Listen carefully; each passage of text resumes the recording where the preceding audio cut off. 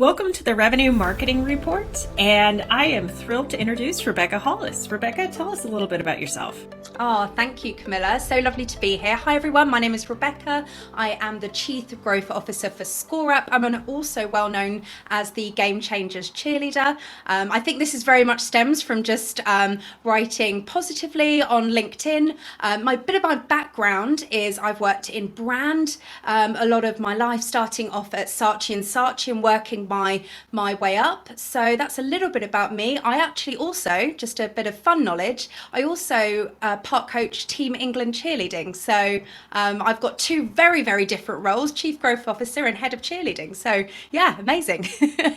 Wonderful. And part of the reason I was so excited to have you on the show is that you're very open and transparent on LinkedIn, and we are nothing here if not transparent. So I would love to dig in a little bit into your journey and how you found yourself at your current role. Like everyone, I think we've all had these journeys, especially with our careers, that sort of have gone off on one path, it's meandered onto another, and you found yourself somewhere else. And I think, firstly, that's really one of the most beautiful things about life, is that you think you're going in one direction, something shakes your world and then pulls you into another, and you end up somewhere that you really feel you always should have been. And that's kind of where I feel like I am now. So I spent a lot of my 20s chasing the status in my job. I worked in London, in the city, and everything was all about what you did, who you were, what you weren't, who you knew. So it was very much about that. And I was very attached to who I was and how I was going to climb that ladder. And I actually woke up one day really thinking, I'm doing all these great things. I've achieved a lot in my career. I've got a nice home and a nice car, but I felt really deeply unfulfilled. And all these things, externally around me were great, but I just didn't feel I was serving a greater mission. I had a purpose, and that I had a real vision for the future of where this was actually going to go and take me. So I decided to look at something that really interested me, which was cheerleading. I've been doing cheerleading since I was 10. I really believe in it. I think it's great for young people. For me, it took me all over the world. It taught me a lot of great things that actually led to me being in leadership positions. So I actually approached the world's biggest cheerleading company called Varsity, which is an American company, and I said, how about you bring the company over to Europe and I will run the business for you? And lo and behold, they said yes. So I went into my lovely high paying job and I said, I'm going to follow a dream, which is exactly what I did. So for 5 years, I grew the business in the UK and Ireland. It became the number one cheerleading company in Europe. It was amazing fun. But what happened is because I was so attached to the actual the industry, and because I'd grown up in it, what I had done is just taken myself from one identity to another. So I went from I am this high flying executive, etc., to I am this person in cheerleading that's going to help everybody. And I was so attached to every single role that everything that I was really was about the role that I was doing. And I ended up burning out. And I burnt out spectacularly, like really spectacularly. And when you burn out from anything, it's maybe we can talk. For some, it can take a long time to come back from, because it can really damage and take you out of who you thought you were and throw you into kind of the abyss. And that's really what happened to me, because not only was I losing a job and a role that I thought I wanted and I needed and I worked super hard for and threw in the towel of everything that I'd worked for up until then, I also felt like I was losing something I deeply cared about and was ingrained in me from such a young age. And I was like, so I now don't do something that I love for work, and now I can't do something that I'm passionate about. Like, who am I? What does it mean to be me anymore? And really what that did was it kind of took me on a self-exploration of, who am I? What do I do? And it really, the experience sort of taught me that I'm not my job, I'm not my job. I am who I am. I am a person of values and a person of principles and a person of passion. And so all of these things, they stay with you for the rest of your life. It doesn't matter what you do. It doesn't matter who you're around, the people that you're around. If these are within you, you can take them anywhere. So you never end up losing yourself. So really, I think the journey with my career and on all of the things that I've done so far has really led me to doing things that I'm doing now, working with ScoreApp, working with people on passion projects that I deeply care about, working in personal development, those things that I really care about, and they are interchangeable and I'm not attached to the outcome, which I think is why they are thriving and I'm enjoying them and I love the people I work with because I'm not so attached to them any longer. So that's the long way around telling you the story. No, and I think it's going to resonate with so many people because I have epically burned out myself not once but twice and made it into the abyss. I mean, different story, but same story. I was in operations for years and years. That's how I identified myself. I was good at my job. People thought I was happy, good marriage, good home, good life, miserable. And it had nothing to do with we're still married, by the way, but I started realizing that I identified so closely with my job and it didn't leave room for much else. And that obliterates a lot of happiness. So I had the same journey of having to really investigate, it happening once, fine. The second time I'm like, okay, this really isn't working and I need to figure out my life. So it was this huge, deep, painful journey figuring out what my values were, where I wanted to focus, and how to be more mindful and living in the moment instead of attaching to myself to eventual outcomes. And I hear all of those things in what you just said. So this is goosebumps. It just resonates. It's incredible life lessons, isn't it? Yeah, with anything now, I don't attach myself to people, to places. There's nothing that I feel that I own that I couldn't leave tomorrow.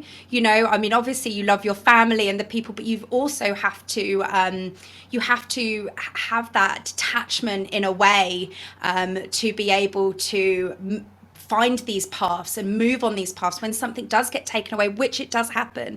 Let's look at what happened, the last couple of years with everything that we've gone through with the pandemic.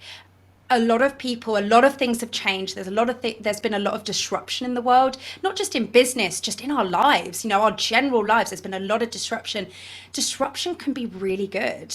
Things changing can be really good, but you have to be really open to it. But if you're so tunnel vision, a lot of people talk about successful people being really tunnel vision, but I don't see that as a huge benefit. I don't, in my personal life, I haven't found that tunnel vision has been a real benefit to me in being successful. I might have been able to get from point A to point B, but did I do it authentically? Did I do it with purpose? Did it make me happy?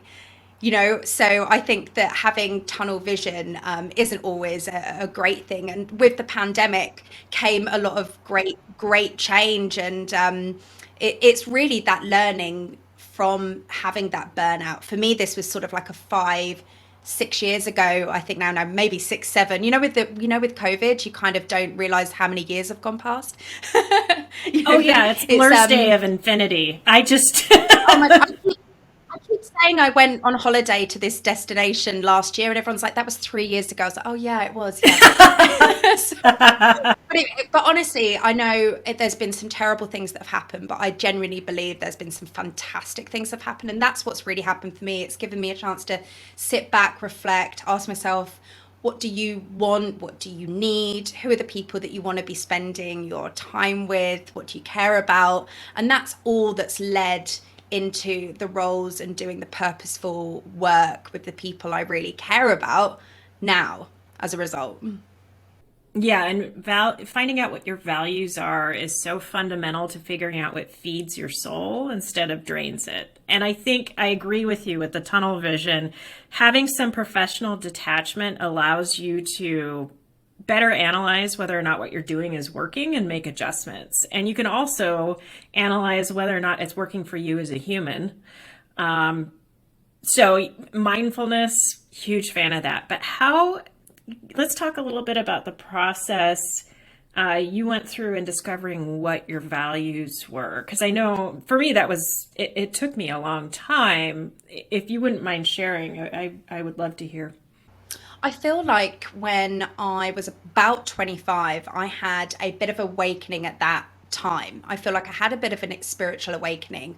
And with my inexperience, I let that go over a couple of years. It was not holding those practices. It was not holding the things that I felt dear to me. Because we all do have principles. We all do have values. Just sometimes we park it and sometimes we don't prioritize them.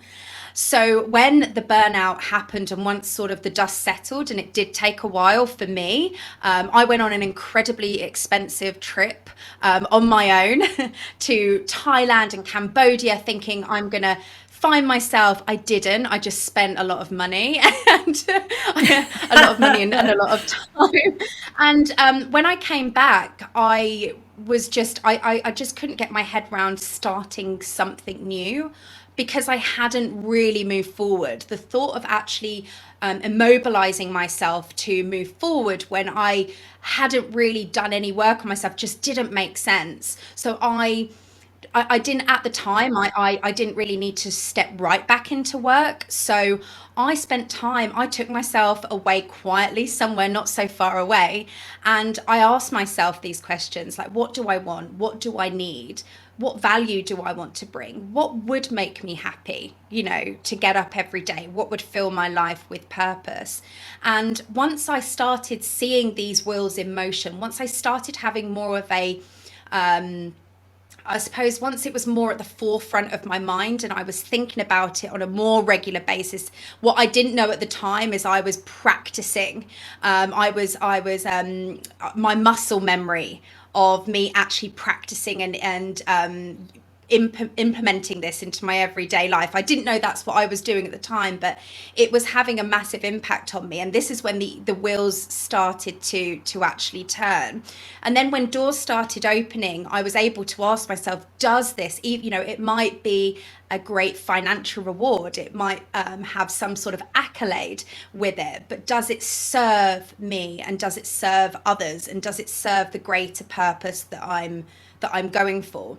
And that's really what then started taking me on a completely different path that was far more fulfilling. So for me, those type of practices became more and more and more, and my practices now really stem around mindfulness. It's about making sure that I look after my body, that I look after my mind, that I'm investing in myself, that I'm investing in others. I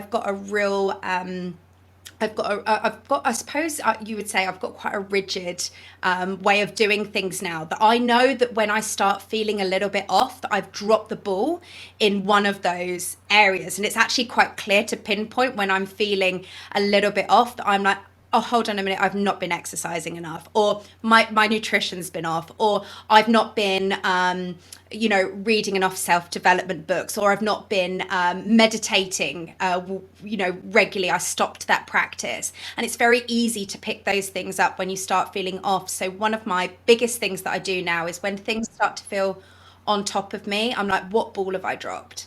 And I've got a list of things of like, okay, I can see exactly what's happened. I'm maybe not serving the community, or I've not been doing things for others and it's been very self-serving.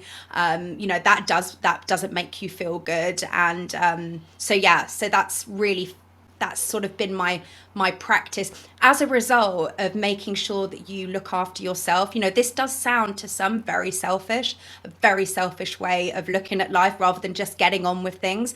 But I truly believe that the people that I know that look after themselves, which is what I never did in my 20s, I never looked after myself. Now I look after myself. I am my number one priority. My health and fitness and my mental fitness for myself and for my family is my number one priority, because if I'm in a good space, then then I have so much more. I've got a bucket that's overflowing that can help other people. That I am, I'm in a good space for my family and for my friends. Because you can't pour from an empty cup. But if your cup is completely overflowing, then you've got so much more to give to everybody else, your team, your peers, your family, whoever it might be that's around you. I couldn't agree more, because those of us who have faced burned out, what you feel is empty. You feel drained. You feel completely without reserves, and you can't, yeah, and you can't give to other people if you have nothing left to give. And I see this with caregivers who burn out, and people who are in a position where they're taking care of others and they prioritize that over all else. And that's a recipe for its own kind of burnout.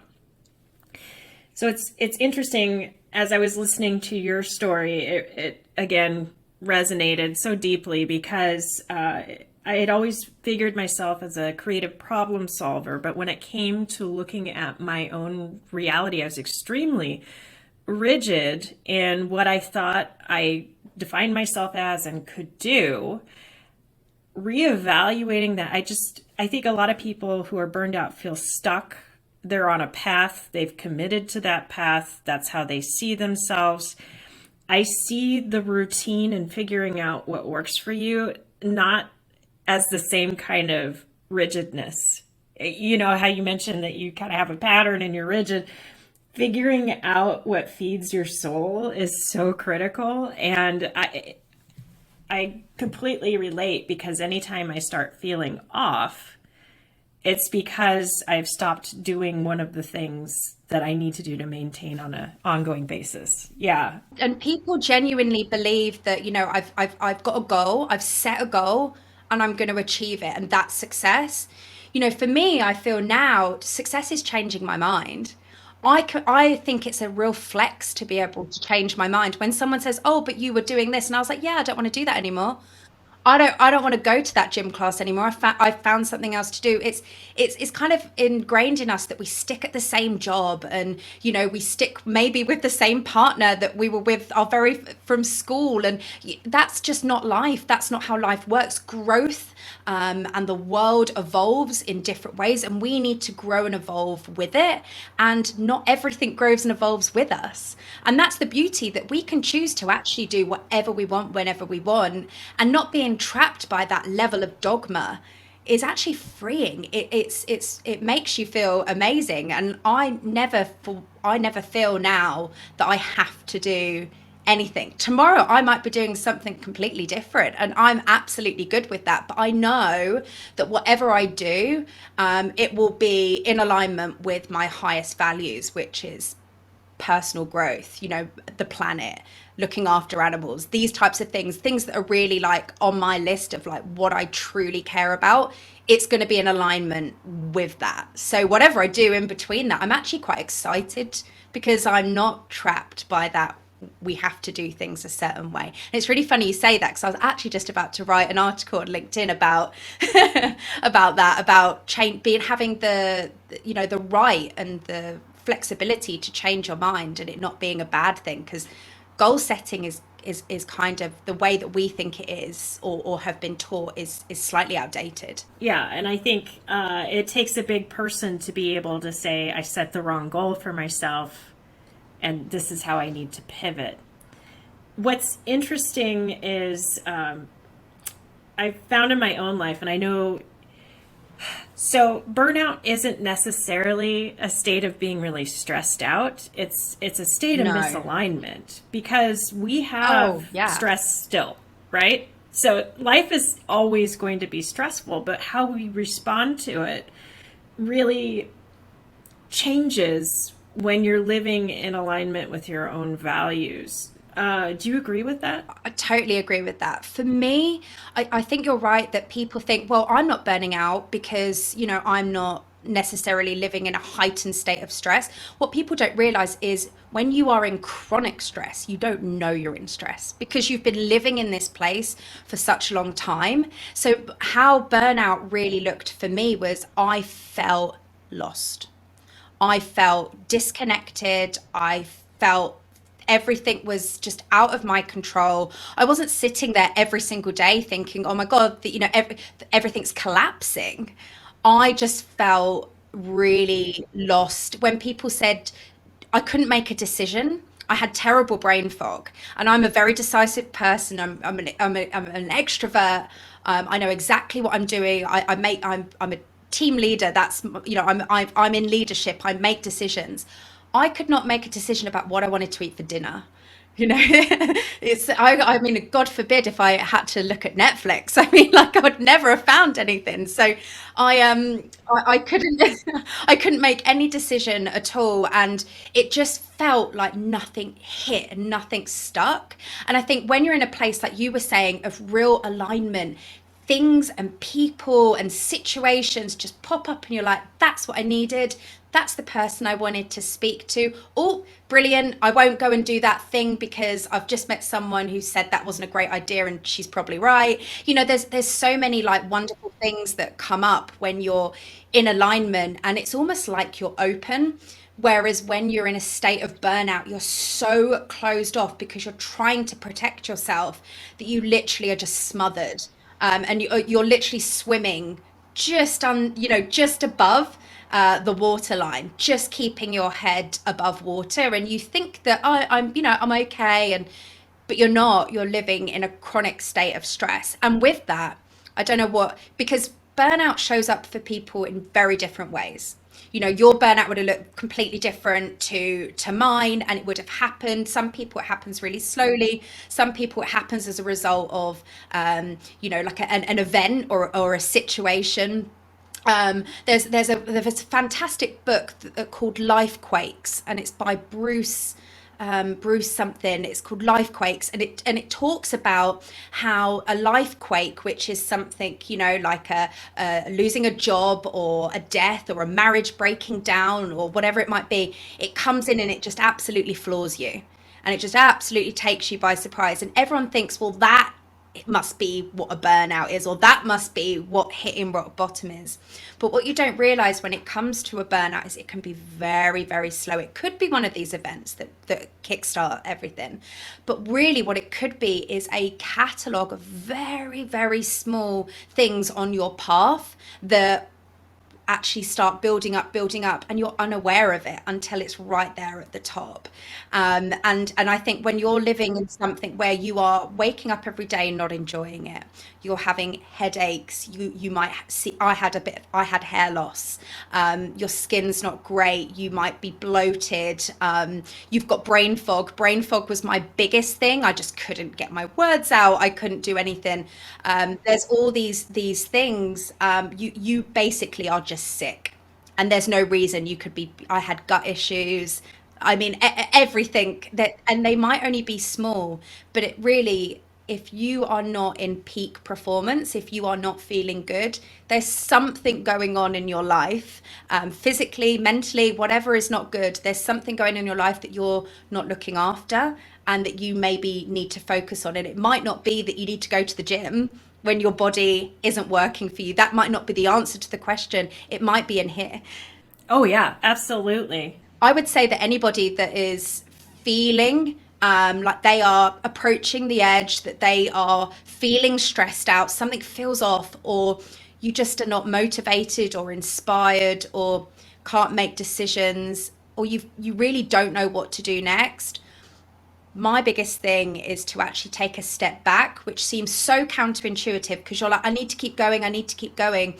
I actually would say step back from whatever you're doing, take a breath, take some time out, because it's in that gap, it's in that little space in between that you're going to find the answers. By keep adding to it and adding to it and just ticking along, you're never going to have that little moment where the universe or yourself, whatever you believe in, is going to kind of give you the answers that you need. So by actually taking a step back, whether that might be, maybe don't go to Cambodia for 3 months, but but just, you can do something really small for yourself. Just take some time out, go for a hike, go for a walk, go and do something for yourself, so you really have that moment where you're taking a breath. And quite honestly, it might be more than a holiday.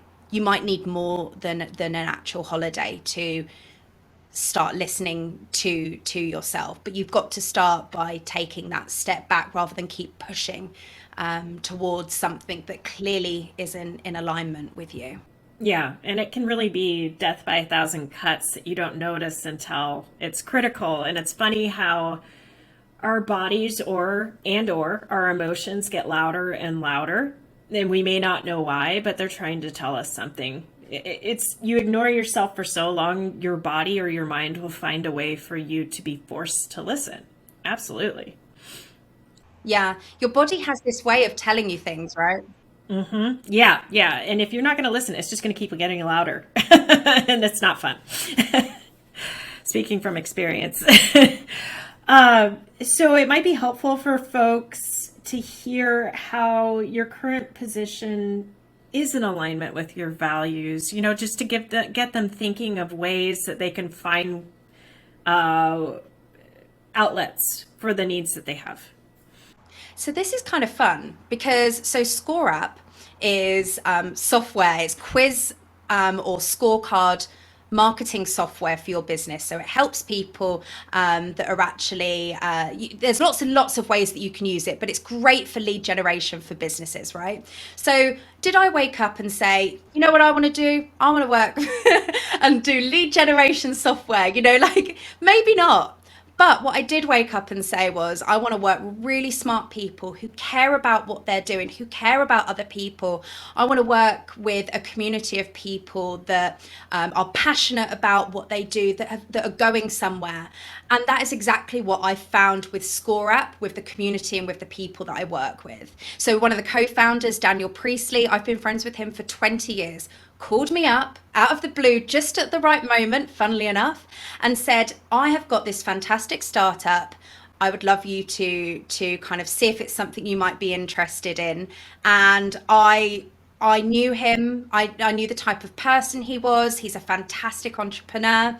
I knew the type of people that he hung around with. I knew how he operated. And I was like, this is in alignment with me. I didn't even think twice. I didn't even really ask. I obviously I knew what he was doing. He said, but all I really needed to know was, did he believe in it?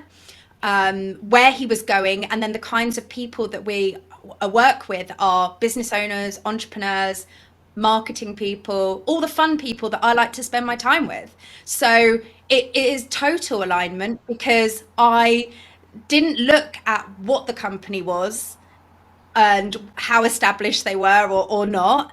I just looked at who were the people, what are we going to get out of this, how much fun it's going to be. And it honestly has been the most fun. The company has just had its first big valuation. Like, we're thrilled. And it's been something that we've all started right from the beginning, and we have had the most fun. Anyone that's worked in startup, because I know you have, Camilla, you've done both ends of it. I kind of feel that you're either a corporate, or you kind of, you're a startup and you like the fun of the startup life, but it can be stressful. That's me. I love the fun of the startup life. I like the problem solving. We love the problem solving. And look, has it been easy? Totally. Not the whole time. But I would say 95% of the time we have had an absolute blast. So that is what I'm doing majority of my time now. I do a lot of passion projects outside. I coach cheerleading. I work for the local food banks. I do all of this voluntary. I do other things that I do with, I do some personal development courses. But really, this is kind of thing that I'm doing now that I'm having the most fun with, purely because I just enjoy it, and the people I'm doing it with, we have a vision, we have a mission, and we're all on the same page, going in the same direction and growing, not just the business, but ourselves at the same time. Look, if they weren't these people, and if we weren't in that same mindset together, I don't believe we would be doing this, and I certainly wouldn't be a part of this. This isn't something that I would want to be a part of if we weren't in that mindset. I like turning up every day. I love opening my laptop and seeing what everyone's up to and what trouble we can get up to today. So yeah, it's really good fun. So that is what I'm working on. We're really about to scale our business right now. As you know, we're like the startup world. You very much kind of, the first couple of years you're in the wilderness a little bit, but we've now got thousands of customers. So we're just about to scale up. So it's kind of like another change in the business, which I love. And people just and it's actually what I love the most is the software is one thing, but it's changing a lot of small businesses, medium businesses. It's really changing their business. And I find that really fun and cool. Like I spend so much time in the community. I don't really need to be there every day, but I just love it because I like hearing about the impact that some of the hard work and the stress has helped other people. And that's really what drives you forward. Look, the company likely will sell in the next couple of years and I'll be on to my next adventure. But it's awesome. And I'm living in the present. I don't live over there because whatever's coming after this is going to be right for me at that moment and at that time. And that will be the next adventure. Yeah, I love it. I feel so similarly. Like, I feel lucky to work for a company that allows me to help people who were in my position and help them do their jobs better and grow. And then they let me spend time on things like this, which is just fabulous. So I'm so glad we found our path and hope that we're mindful. Yes. So I'm glad we found our path. I hope that we both are mindful enough to enjoy the journey. Thank you so much for being here. Where can people find you online to network? I heard. Oh, thank you so much, Camilla. I am often on LinkedIn. You can find me under Rebecca Hollis on LinkedIn. You can also message me. I will happily give anybody an extended free trial of ScoreApp if you want to see if it can work using scorecard marketing for your business. I'll do an extended trial for anyone. I'll do like an extended, maybe like I'll do a month or something for your audience, Camilla. So if you want to send me an email, my email is rebecca@scoreapp.com. I love to hear from people, so anyone that's listening, reach out. I know Camilla and I have got very similar stories, so I would imagine we have very similar networks, so I'm looking forward to connecting with everybody. And thank you so much, Camilla. We're on the different countries, different continents, but same mindsets. Thank you so much. Thanks so much for listening. Tell one person, 2 friends maybe. It does make a difference. Rate, review, subscribe. For those of you looking for more great content like this, check out calibermind.com.